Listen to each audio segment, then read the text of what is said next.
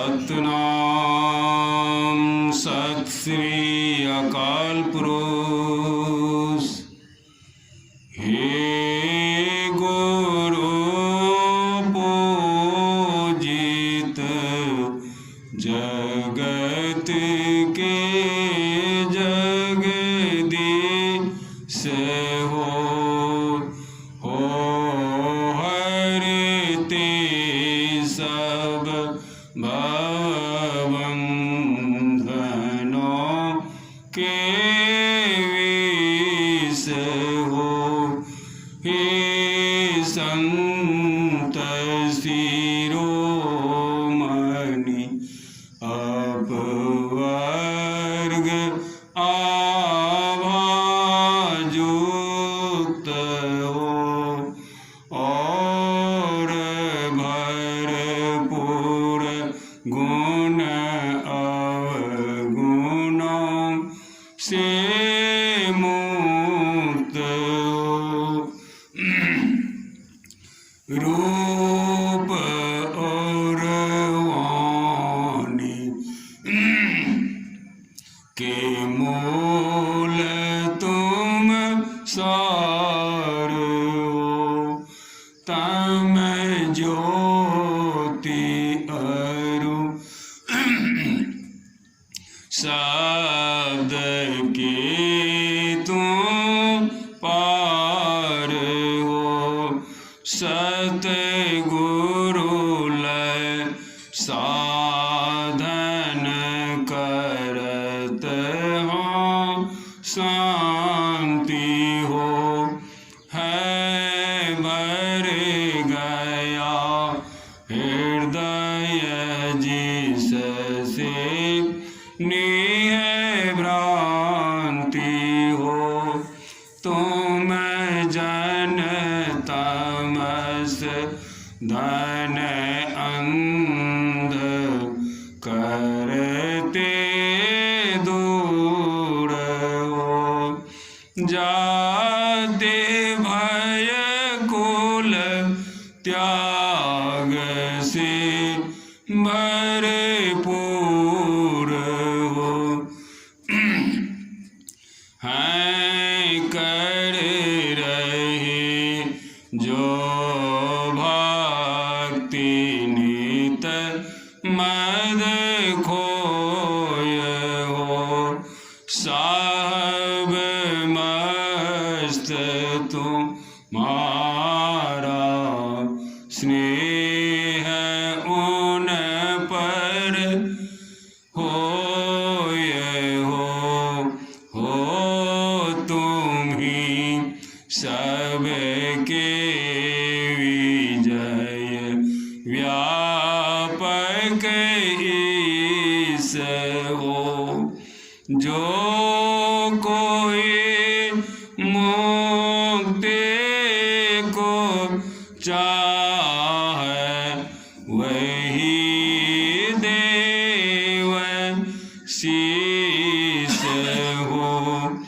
हे गुरु पूजित जगत के जगदीश हो हरते सब भवबंधनों के विष हो। सतनाम।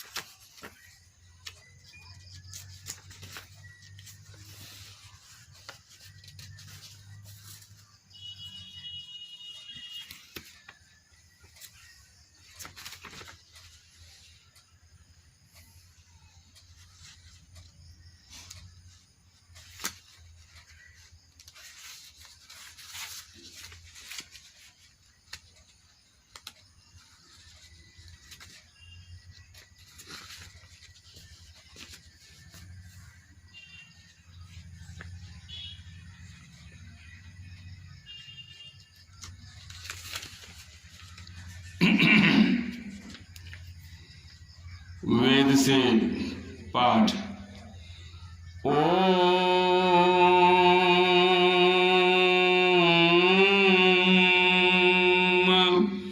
युञ्जा सयोजते उरुगायस्य ज्योतिं वृथा क्रीडन्तं मिमितेन गावा परिनिषन्तिं मद्सिंहो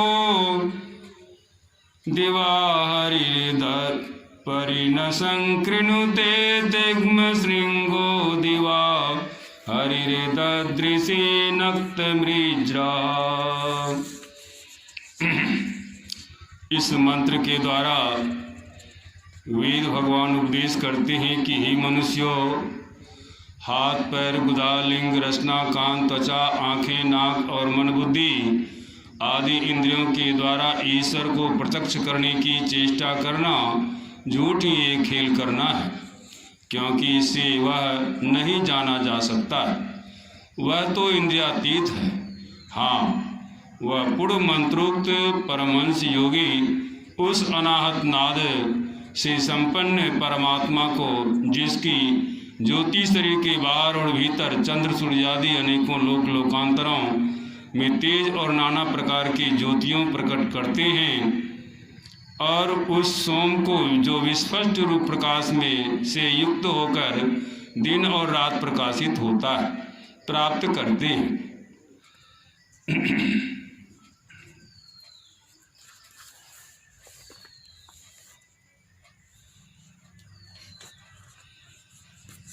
वेदांत अंक 1993 संवत विक्रम। वेदांत का महान वैलक्षण, पृष्ठ संख्या 95। संसार का जो सबसे प्राचीन ग्रंथ है ऋग्वेद, उसमें यह मंत्र आया है कि एकं सद्विप्राः बहुधा वदन्ति, अर्थात वह एक ही है और सद्विप्र उसे अनेक नामों से अभिहित करते हैं। यहूदी उसे यहोवा कहते हैं, ईसाई गॉड या स्वर्गस्थ कहते हैं, मुसलमान अल्लाह कहकर पूजते हैं, बौद्ध बुद्ध पारसी अहुरमज़्द और हिंदू ब्रह्म या ईश्वर कहते हैं। वेदांत का विलक्षण यह है कि उसका प्रतिपाद्य ईश्वर सगुण भी है, निर्गुण भी है, और निर्गुण सगुण के परे भी है। वेदांत के सगुण ईश्वर को सभी सांप्रदायिक धर्मों के मानने वाले लोग भिन्न भिन्न नामों से पूजते हैं। वेदांत का ईश्वर एक है, पर उसके नाम अनेक हैं। वह ईसाइयों का स्वर्गस्थ पिता है, मुसलमानों का अल्लाह है, जरथुस्त्र अनुयायियों को पारसियों का अहुरमज़्द है,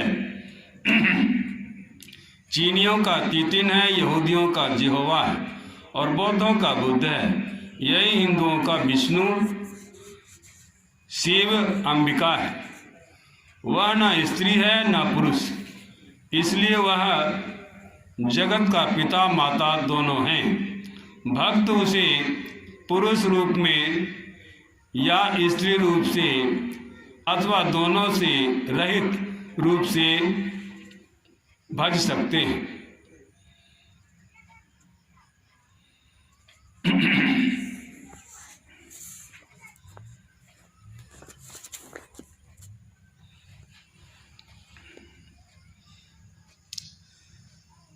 साहे स्नान करो घट भीतर, त्रिवेणी तट जाए रे,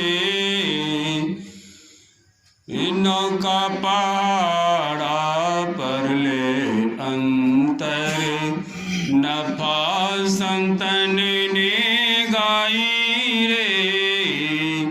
साहे स्नान करो घट भीतर, त्रिवेणी तट जाई रे, नौका पहाड़ा पर ले अंतर, नफा संतन ने गाई रे। जुक्ति जान मान लय मंतर दसम द्वार दाई रे। कुंभ अपूठा होय स्वतंत्र जा शब्द सरोवर खाई रे। जुक्ति जान मान लय मंतर दसम द्वार दाई रे। कुंभ अपूठा होय स्वतंत्र जा शब्द सरोवर खाई रे। अज पा जाप ले जो जंतर दुविधा दूर बहाई रे। वाके पार विजय वै संतर साहब अदल चलाई रे। अज पा जाप ले जो जंतर दुविधा दूर बहाई रे। वाके पार विजय वै संतर साहब अदल चलाई रे। शाही स्नान करो घट भीतर त्रिवेणी तट जाई रे।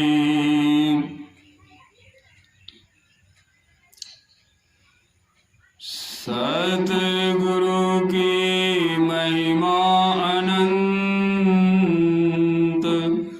अनंत किया उपकार।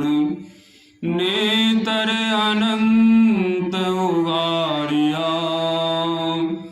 अनंत दिखावन हार। नेतर अनंत उगारिया अनंत दिखावन हार। जे सौ चंदा उगवई सूरज चरई हजार। ए तो चानन होंदिया गुरु बिन घोर अंधार। ए तो चानन होंदिया गुरु बिन घोर अंधार। पूज्य संत जन भक्त प्रेमी जन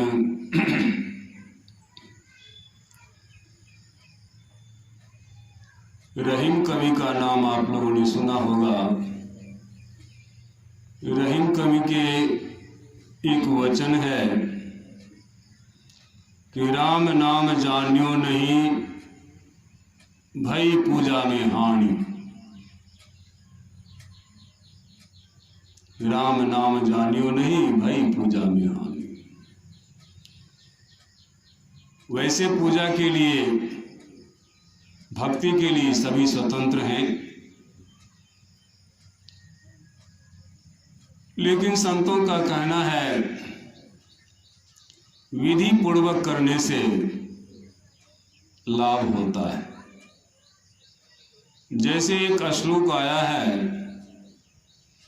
पूजा कोटि समं अस्त्रोत्रम अस्त्रोत्र कोटि समं जपः जप कोटि समं ध्यानम ध्यान कोटि समो लयः। 100 करोड़ बार कोई मनुष्य पूजा करेगा और वही मनुष्य एक गुरु के द्वारा मंत्र का जप करेगा एक बार तो उसका बराबर होगा। और वह भक्त 100 करोड़ बार गुरु के द्वारा दिए गए मंत्र का जप करेगा तो वही गुरु के द्वारा ध्यान करने की विधि को एक बार करेगा तो बराबर हो जाएगा, और 100 करोड़ बार बैठ करके ध्यान करेगा गुरु के प्रदत्त, तो वह सबसे ऊंचे दर्जे के गुरु जो नाम का भेद देगा अथवा नादानुसंधान का क्रिया बताएगा, मन का लय का साधन बताएगा, वह एक बार एक क्षण करने से बराबर हो जाएगा। तो सबसे विशेष शक्ति, सबसे विशेष पावरफुल अंत का जो ये साधन है, क्यों नहीं किया जाए? जो इधर भटका पड़े जाए। इसलिए ऐसे सतगुरु की विशेषता है। बाबा कबीर साहब कहते हैं, गुरु गुरु में भेद है, गुरु गुरु में भाव, सोई गुरु नित बंदिए, जो शब्द बतावे दाओ। जो शब्द का रास्ता बतलाता है, मूल ध्यान करने का भेद बतलाता है, वह सर्वोपरि सबसे विशेष संत सदगुरु है। और संतों ने कहा, एक समय में संत बहुत हो सकते हैं, उन्हीं में से कोई एक हमारे सदगुरु होते हैं, जिनके बताए हुए विधि से अभ्यास के द्वारा अपने लक्ष्य पर पहुंचते हैं। तो संतों का ज्ञान, संतों की युक्ति ही एकमात्र मुक्ति का कारण है, और दूसरे की कोई युक्ति, कोई भेद आम मनुष्यों का जो है वह मुक्ति का कारण नहीं हो सकता है। ऐसा इसलिए कि वे महापुरुष अपने आप को मुक्त हो लिए होते, तभी तो औरों को भी मुक्त कराने की क्षमता रखते हैं। आपने सुना होगा, संत कबीर साहब के एक शिष्य थे संत ज्ञानी साहब। उन्होंने अपने वचन में फरमाया है, अदेख देखे, अदेख देखे तत्व विचारे, आप तरे औरों को तारे। ऐसे होते हैं पूर्ण संत, पूर्ण सतगुरु, जो खुद अदेख तत्व को, जिस परमात्मा को किसी इंद्रियों से देखा नहीं जाता, किसी इंद्रियों से प्राप्त किया नहीं जाता, जो इंद्रियों के द्वारा प्राप्त करने की चेष्टा करता है, वह झूठ ही एक खेल करता है। अभी पाठ में आपने सुना, हमारे आपके शरीर में 14 इंद्रियां के मिश्रण है। उन 14 इंद्रियों को मिलाकर एक शरीर का नाम पड़ा है। 5 कर्मेंद्रियां हैं, 5 ज्ञानेंद्रियां हैं और 4 अंतःकरण की इंद्रियां हैं। तो अंतःकरण की इंद्रियां में जो मन, बुद्धि, चित्त, अहंकार, ये 4 अंतःकरण की इंद्रियां हैं। इन सभी से जिन्होंने अपने आप को प्राप्त कर लिया है, वही तो उस परम तत्व परमात्मा को देखा है। किन दृष्टियों से देखा है? तो आत्मा की दृष्टि से देखा है। कुछ लोग का कहना है कि संजय को दिव्य दृष्टि दिया था वेद व्यास ने, जिससे वह महाभारत का आंखों देखा हाल कमेंट्री सुनाते थे धृतराष्ट्र को, जो जन्मांध थे। और भगवान कृष्ण ने भी दिव्य दृष्टि दिए थे अर्जुन को, जिस दिव्य दृष्टि के माध्यम से अर्जुन ने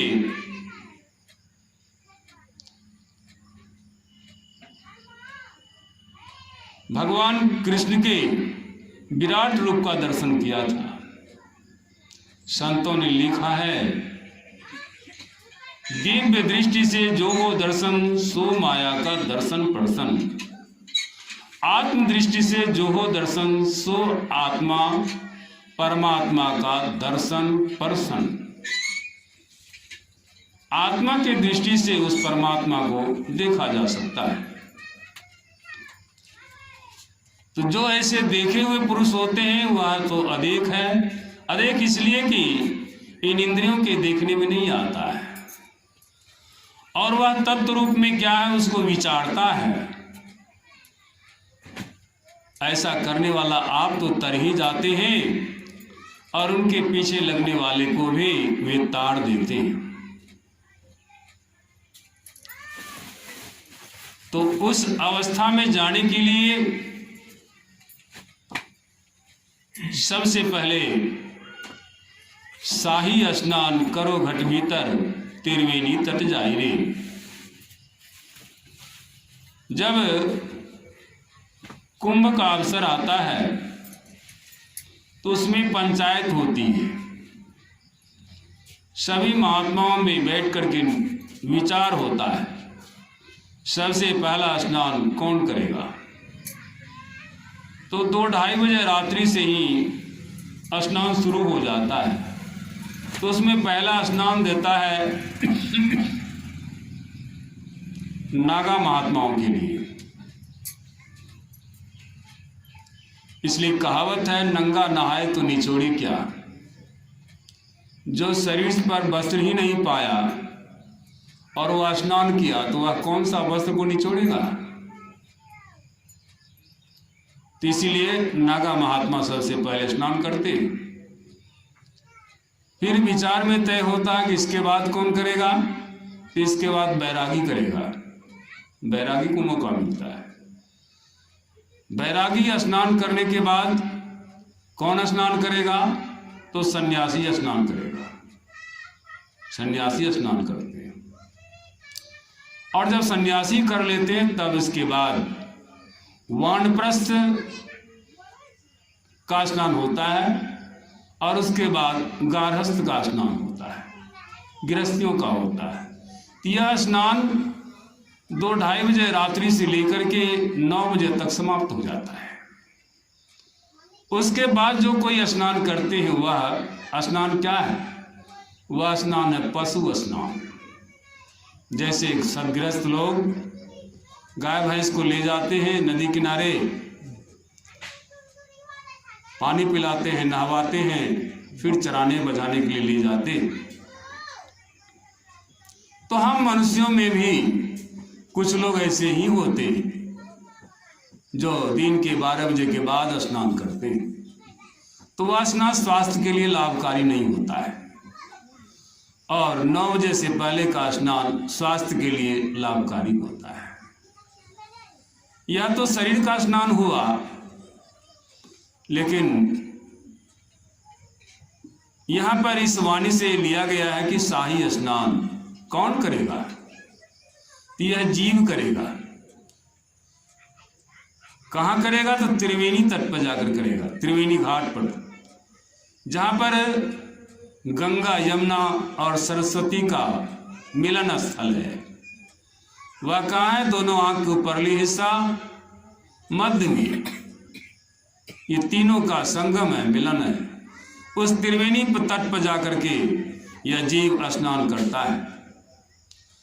आगे कहते, नौका पहाड़ा परले अंतर नफा संतन ने गाई रे। नौ के पहारा से तात्पर्य हमारी आपकी शरीर में 9 इंद्रियां हैं जो दुनिया सभी जानते हैं, और एक 10वीं है जिस होकर के जीव साधना के द्वारा निकलता है। वह गुप्त है, वह गुरु के भेद के अंतर्गत है और गुरु उसको बतलाते हैं।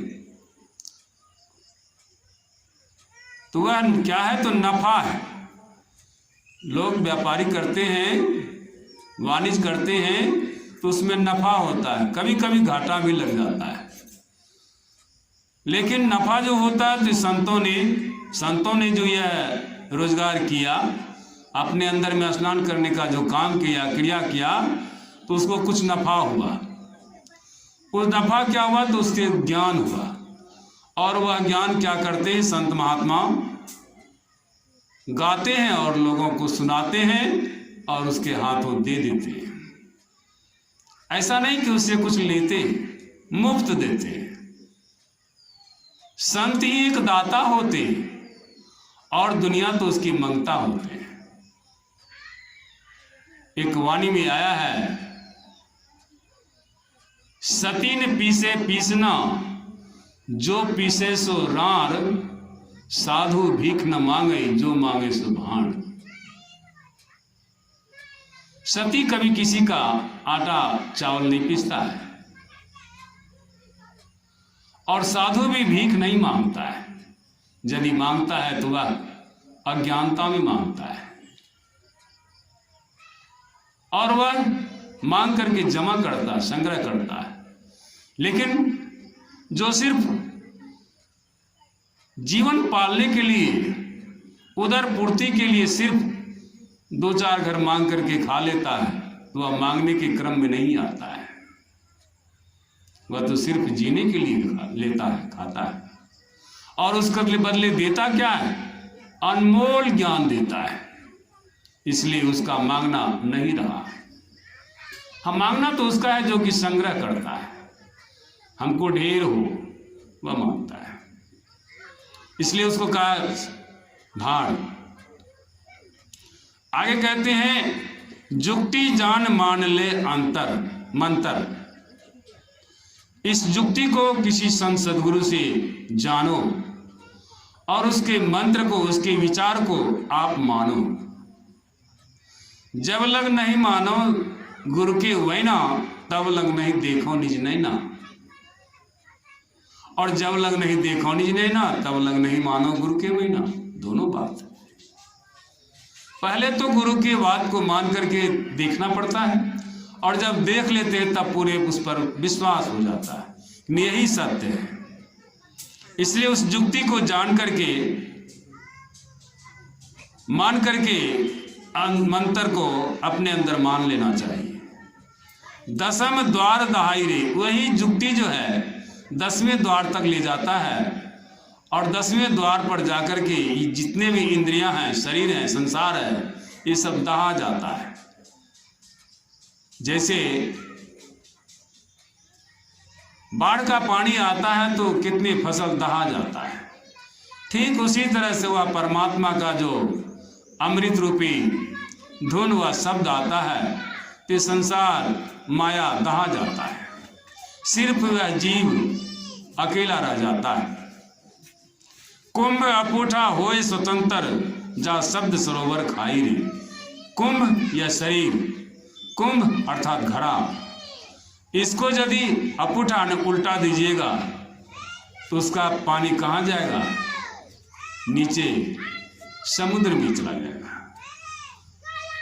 वहां शब्द का सरोवर है, उस खाई में जाकर के यह जीव सूरत के द्वारा नहाता है। जा शब्द सरोवर खाई रे, अजपा जाप ले जो जंतर, दुविधा दूर बहाई रे। वह जाप जो है अजपा है, जपना नहीं होता है, वह स्मरण होता है, स्वाभाविक होता है। यूं तो लोगों ने कहा और लिखने वाला लिख भी दिया, उल्टा नाम जपत जग जाना, वाल्मीकि भय ब्रह्म समाना। वह उल्टा नाम जपते थे। अरे बाबू, उल्टा नाम जपा नहीं जाता है, उलट करके सुना जाता है। वह नाम जो ऊपर से मालिक का आता है उसको सिर्फ सुना जाता है, सुन सुन करके संग्रह किया जाता है। यही उल्टा जाप हुआ, ये जपना नहीं हुआ।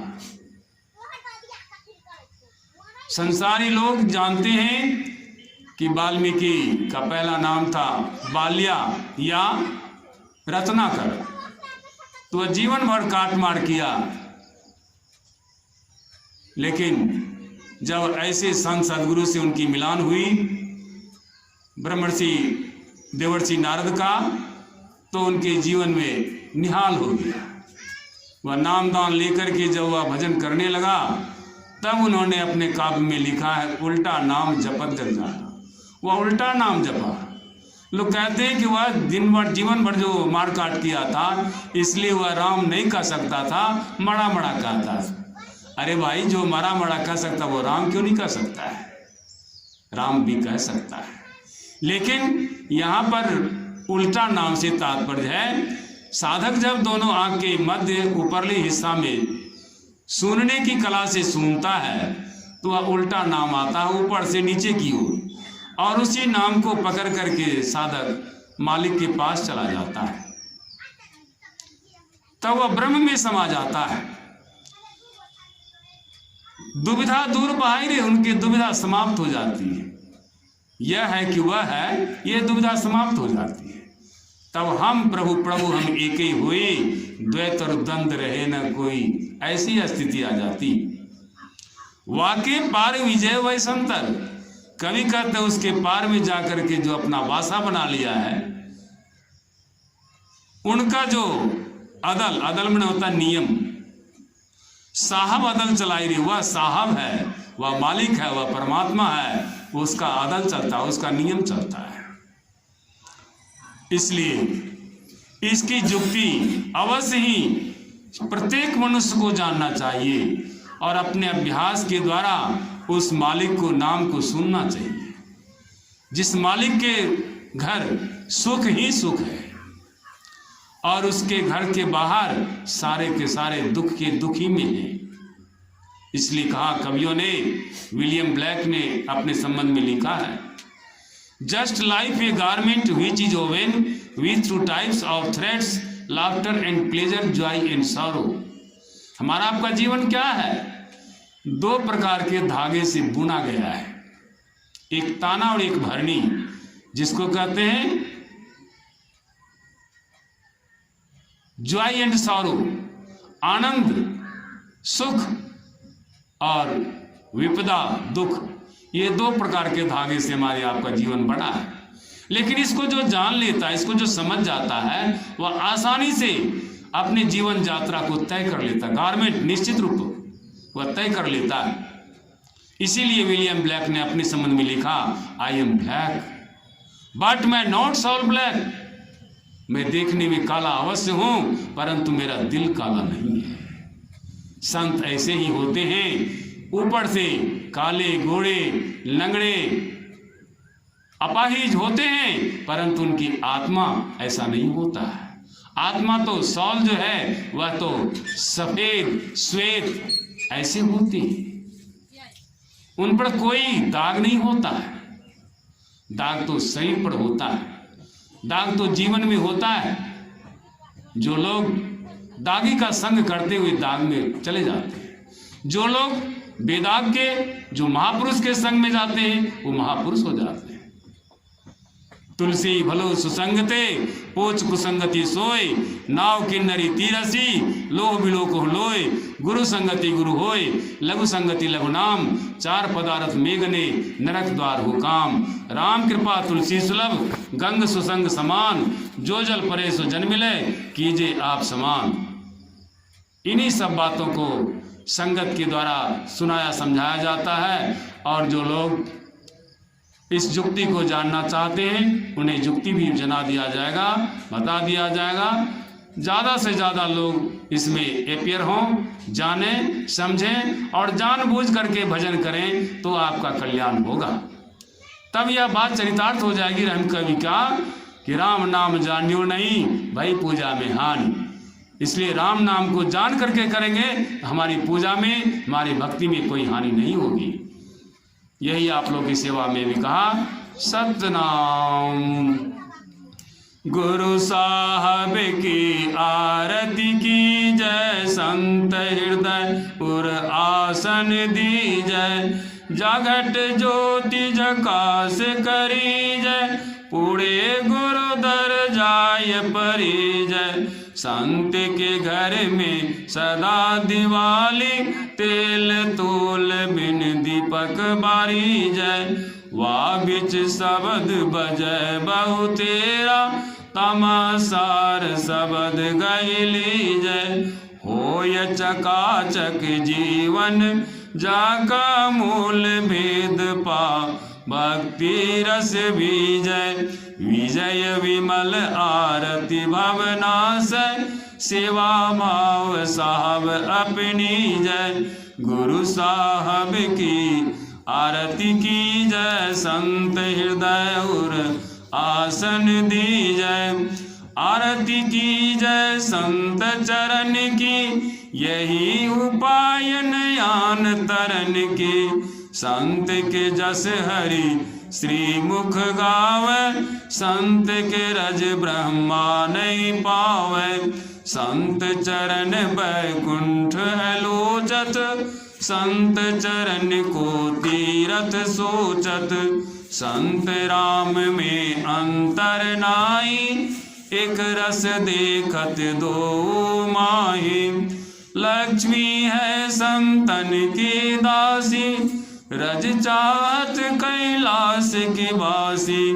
कोटि मुक्ति संतन की चेरी, पलटो दास मूल हम हेरी। आरती की जय संत चरण की, यही उपाय न आन तरन की। सतनाम। सत श्री अकाल पुरुष।